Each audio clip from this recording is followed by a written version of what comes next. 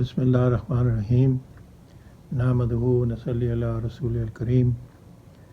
The question which the brother asked Dr. Zakir Naik, that why is it that Muslims are killing Muslims when Islam is supposed to be a solution to all the problems?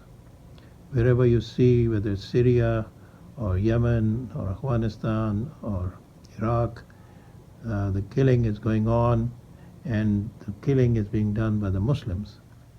So how does one explain that Islam is the solution to all the problems?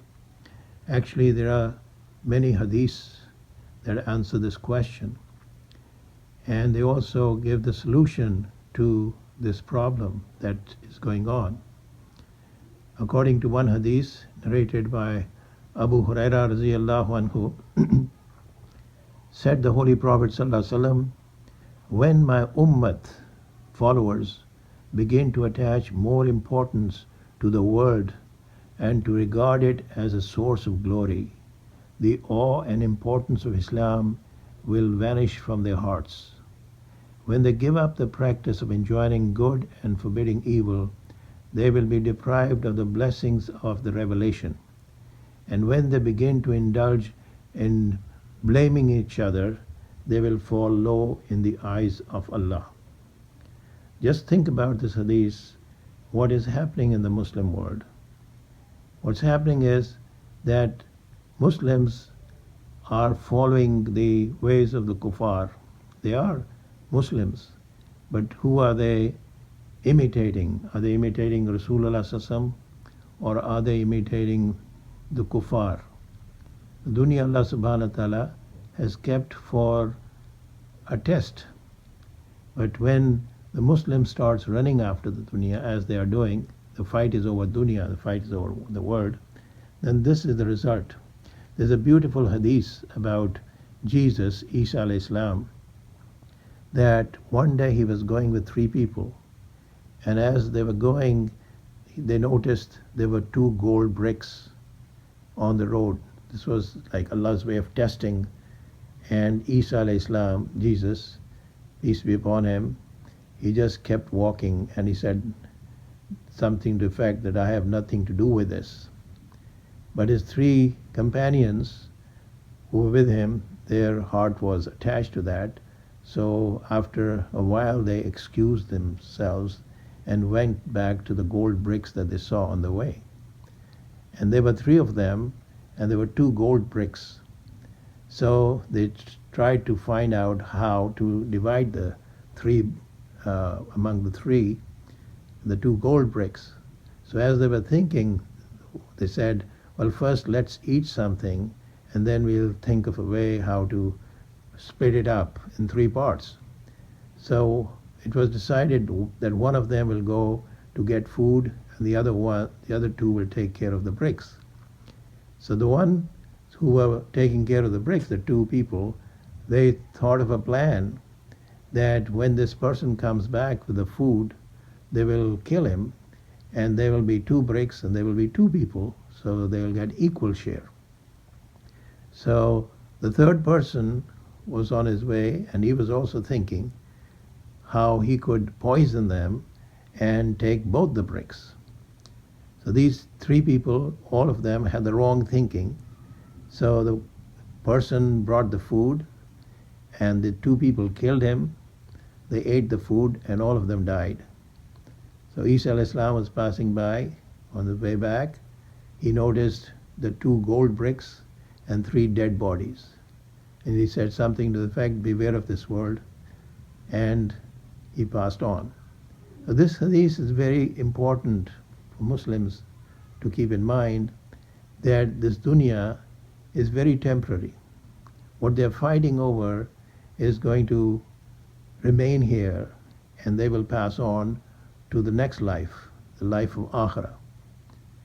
So just imagine that in Afghanistan, the fight, the Americans went there 20 years ago, but they are now confident that they have prepared a group of Muslims to do what they were doing for 20 years. That is, They were killing others with the help of these Muslims.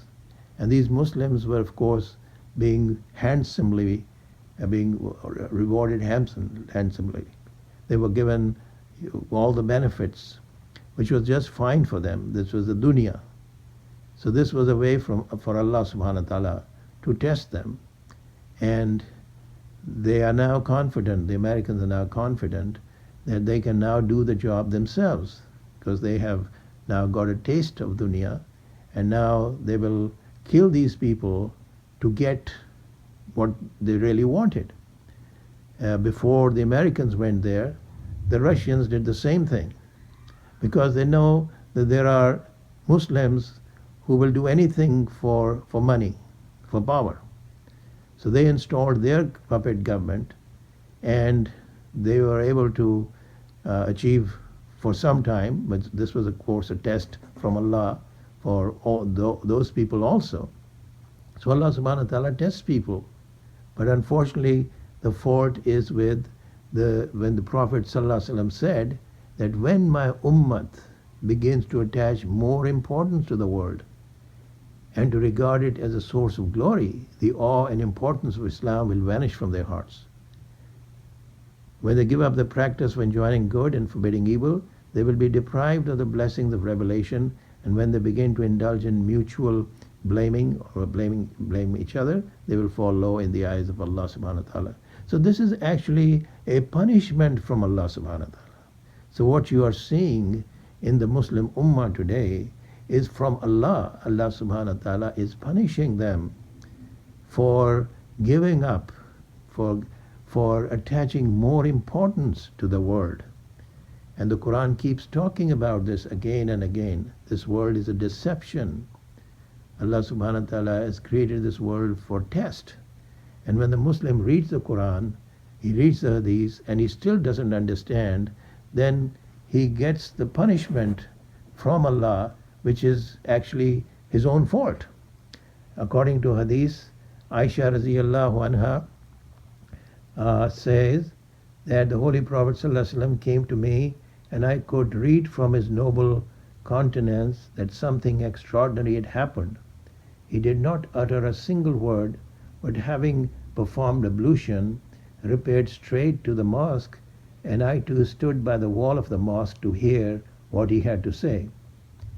The Prophet of Allah sallallahu alaihi wasallam ascended the pulpit, and after the usual introduction said, O people, Allah has ordained you to enjoin good and forbid evil, lest a time should come when you call and he may not respond. You may ask for a favor and he may not grant it. You may call for help and he may refuse.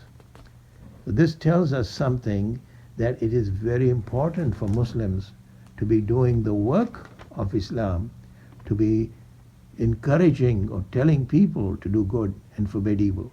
And the Muslims, unfortunately, have been ignoring that duty.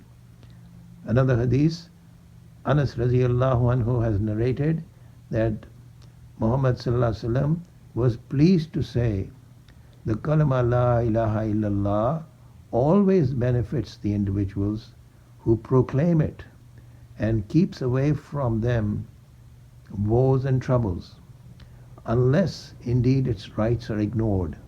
The companions inquired, what does the ignoring of its rights mean? Replied the Prophet ﷺ, it means that when sins are committed openly, they do not prevent or stop them. So just think today how many Muslims are actually trying to stop the sins that are going on all over the world. There are so many hadiths on this subject that Rasulullah ﷺ said, narrated by Abdullah bin Masud radhiyallahu anhu, that the Holy Prophet ﷺ was pleased to say, among the people gone by, when somebody committed a sin, the other would reprimand him and would say, fear Allah.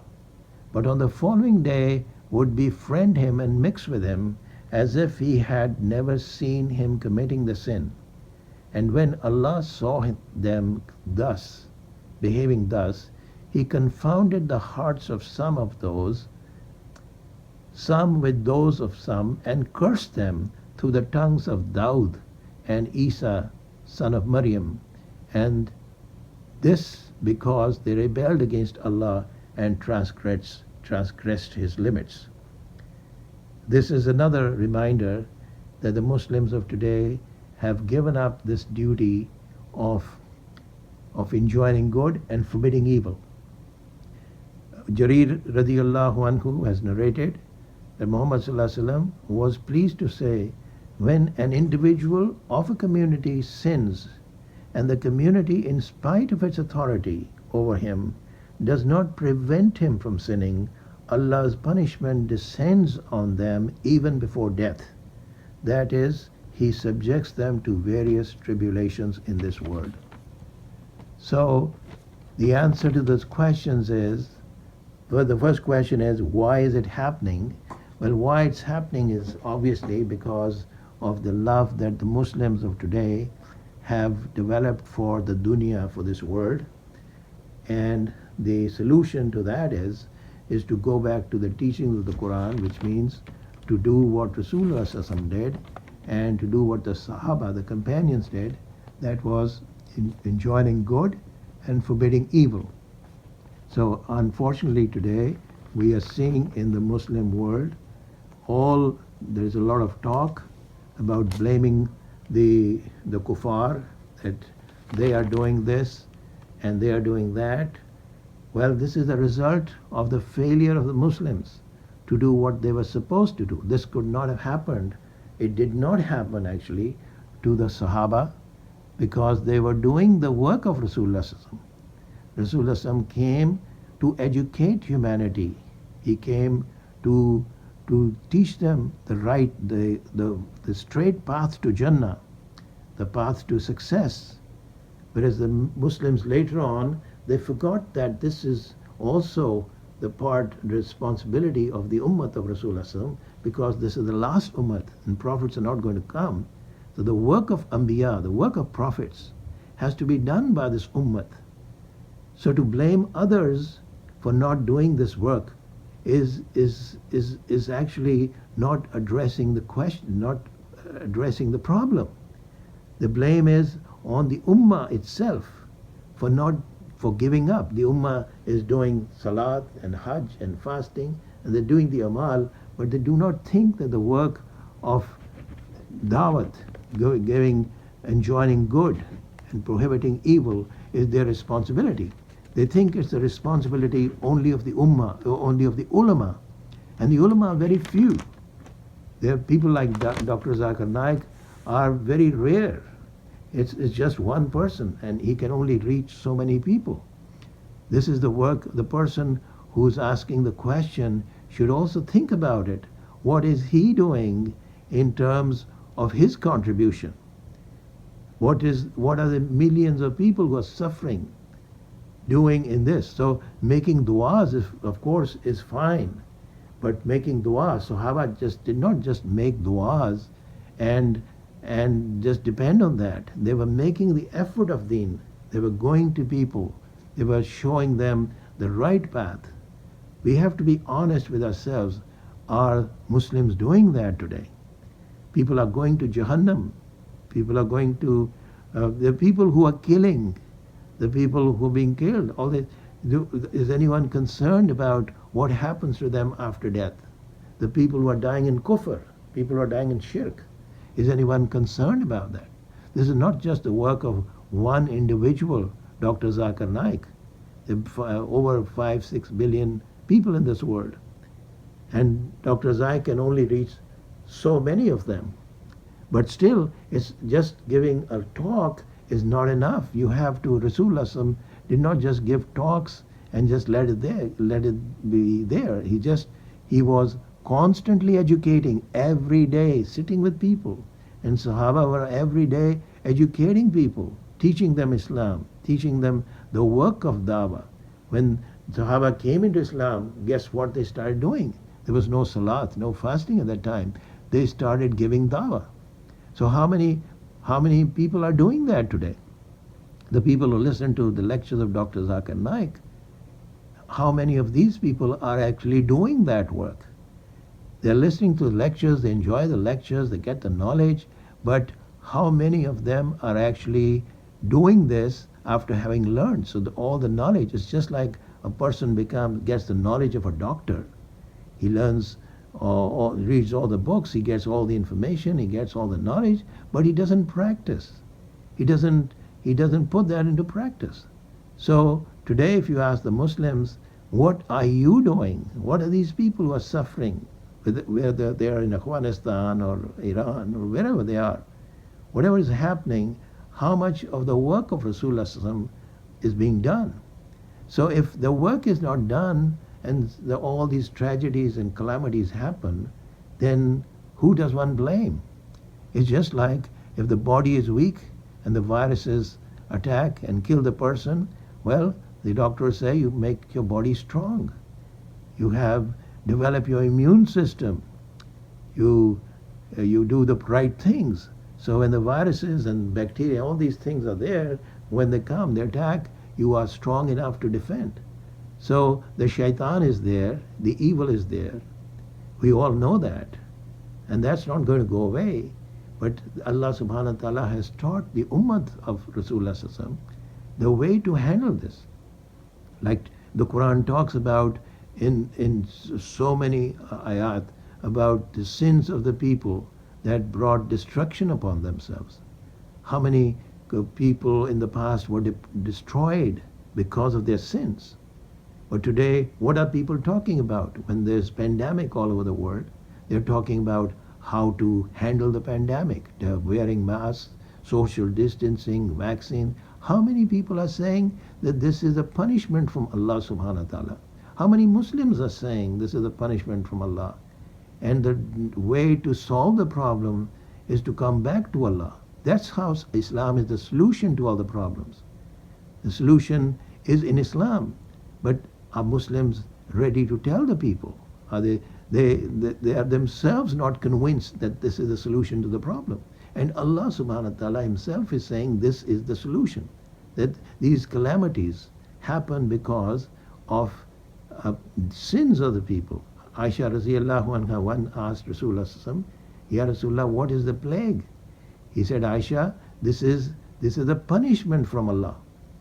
So we know that Allah destroyed nations. He destroyed people for sins. And we know that when people made repentance, you see, Allah subhanahu wa ta'ala changed their condition. When Nuh al-Islam came, he was preaching to the people to stop disobedience.